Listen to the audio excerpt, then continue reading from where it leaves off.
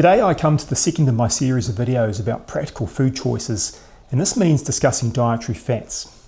Now, I'm far from the great chef, and I'm not a dietitian or a nutritionist, but I have spent a lot of my clinical time in the last 20 years talking with my metabolic patients about what they should eat.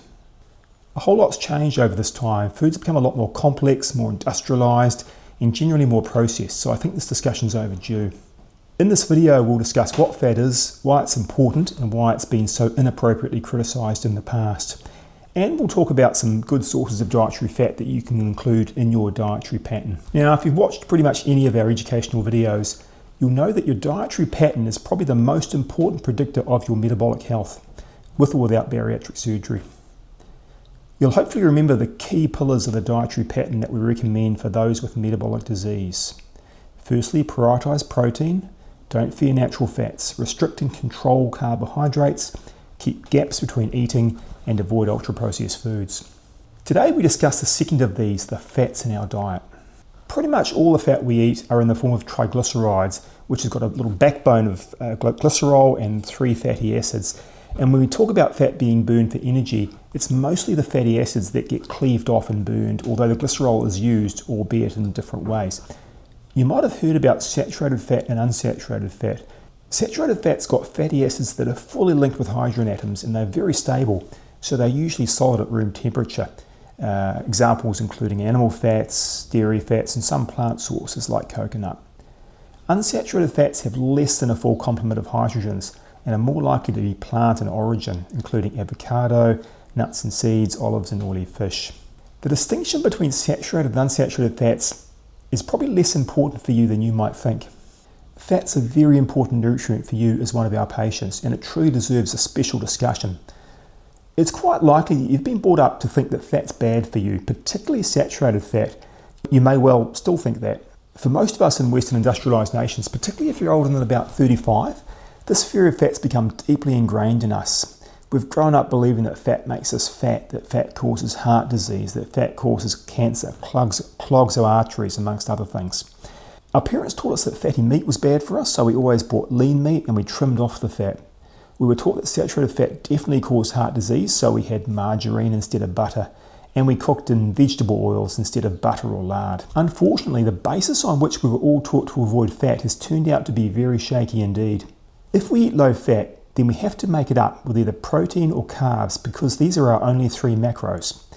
So when we were taught to fear fat in the past, protein intake went up a little bit, but carbohydrate went up exponentially, particularly the refined carbs and sugars.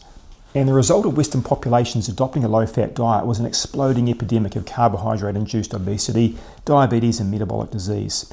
And not just in Western society, developing nations too, most notably Indo-Asia, the Pacific Islands, and the Gulf states. You too are likely to be a victim of this. I will in the future video, for the sake of scientific rigour, present my view of the data on dietary fat intake and metabolic disease. That will be too much to present here, where I really want to get into practical fat sources. But for now, I'll summarise what's important for you as one of our metabolic patients.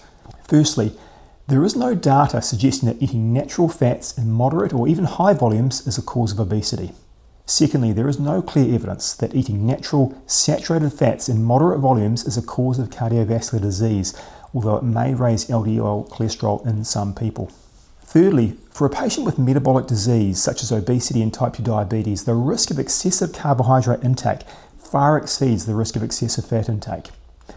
And finally, fat has no notable insulin response, which you'll recall is very important in our long-term goal of lowering your insulin levels and insulin resistance. So I believe that for our metabolic patients, it's safe for them to eat moderate amounts of both saturated and unsaturated fats from natural sources in the context of a low carbohydrate diet. Importantly though, excess saturated fat eaten in the context of a typical processed Western diet may not be as safe. So what does this practically mean for your meal prep and food choices? Your meal should be largely protein and fat along with your veggies, with carbohydrate more or less as the garnish. And you've heard me use the term natural fats all the way through. These are the fats that come with whole food, more or less straight from nature. So is full cream high in natural fats? Yes, it is, and it's minimally processed, probably apart from pasteurizing. Is cheesecake high in fat? Probably is, but the fat content won't just be dairy. It will probably be palm oil and maybe some other processed oils, and you'll also get some sugar and refined carbs thrown in. Now, I'm not saying I'm not going to occasionally have a piece of cheesecake, preferably homemade, but it's not an everyday source of natural fat. So let's look at some important sources of natural fats that you can use. Firstly, there's our animal proteins. These are common in Kiwi diets. So beef, lamb, mince, pork, chicken, venison, and others. I would encourage you not to cut off and waste the fat. It's natural and it comes with these proteins, so it can be enjoyed with these proteins. Don't take the skin off chicken, buy higher fat mince if you prefer the taste, and use runoff fat in gravy. If you can keep some cold form of these proteins in the fridge with their fat associated, cut bits up to add to your lunch. Remember, fat is satiating, filling, even more so than protein, and it doesn't raise your insulin level. I'm not saying go out of your way to eat large chunks of solid fat. You just don't need to be afraid of the fat component that comes with natural foods. Dairy can be a great source if you're tolerant, and I tend to prefer high-fat dairy rather than low-fat. So higher-fat cheese, such as cheddar or tasty cheese, more whole milk and not skim milk. Prefer butter to margarine, although I know it's expensive. Cottage cheese, cream cheese, full-fat sour cream are all great things to add into your low-carb meals. Remember though, and I make no apologies for beating this drum, I'm not talking about these saturated fats in the context of high carb. So I'm not talking about a bowl of pasta swimming in sour cream or a plate of bread sort of slathered in butter. The third useful source of saturated fat is coconut. So coconut milk and cream can be used in baking or cooking as well as eaten. Just remember that if you're making that coconut cream curry, it's not going to go on rice. Now, while I don't believe you need to fear saturated fat as part of your prescribed dietary pattern, you should be proactive about adding plant sources of fat to your diet as well, most of which will be unsaturated fat. But again, they should be in a natural, unprocessed form. There's been a lot said about seed oils, and the data's really hard to pick apart. So here I'm talking about vegetable oil, canola oil, sunflower oil, etc. My own view is that they fail our Rule 5. They're a highly processed food, and as such, they're probably best avoided. They are, after all, edible substances that are novel to humans, and we haven't evolved alongside them. I'd particularly avoid using these seed oils in cooking and heating to high temperatures. They are prone to oxidation, and they may be pro-inflammatory. There are plenty of easily available and affordable plant-based fats that you can combine into your meals. I find they're particularly good as additions to your main proteins and vegetables, added on the side, sprinkled on the top. Avocado is king, unless you don't like it, of course, but what's not to like, eh? It's mainly unsaturated fat with a little bit of saturated and lots of fibre. Overall, avocados are about 15% fat by weight. There's virtually no digestible carbohydrate in avocado. Olives and olive oil, add them to your meals when you can. Cook in olive oil, use it as dressing. Most nuts have substantial fat content. This is why squirrels survive winter on them. So what are the best nuts? Macadamias, almonds, pecans, Brazil nuts and walnuts, probably the best. There are very few meals you can't sprinkle a few nuts on. They add taste and crunch, and they just bulk out the fat content of your meal.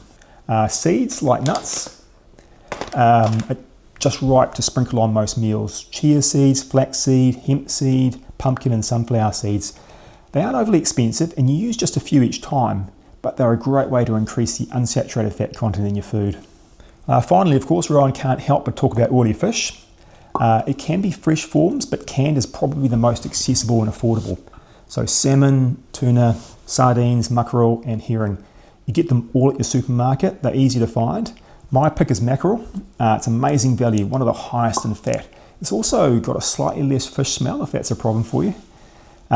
These oily fish tend to be about 10 to 15% fat, and there's lots of nice anti-inflammatory omega-3. They're also high in protein. You'll remember them from my protein video. So they give you amazing protein and fat and virtually no carbs. They're a great side addition to other meals, part of a dense salad, etc. Remember, always be cautious with fish in pregnancy, although these types of fish don't tend to be high in mercury because they're kind of lower down the food chain. So to recap, your meal is largely made of protein and fat with your veggies. Enjoy and don't cut off or waste natural fats that come with protein. Add some plant fats to your meal, so nuts, seeds, olives and olive oil to pad out the fat content. Carbs are the garnish only in most cases. Protein and fat gives you lasting fullness. Carbs make you hungry soon after. Happy meal prep, everyone.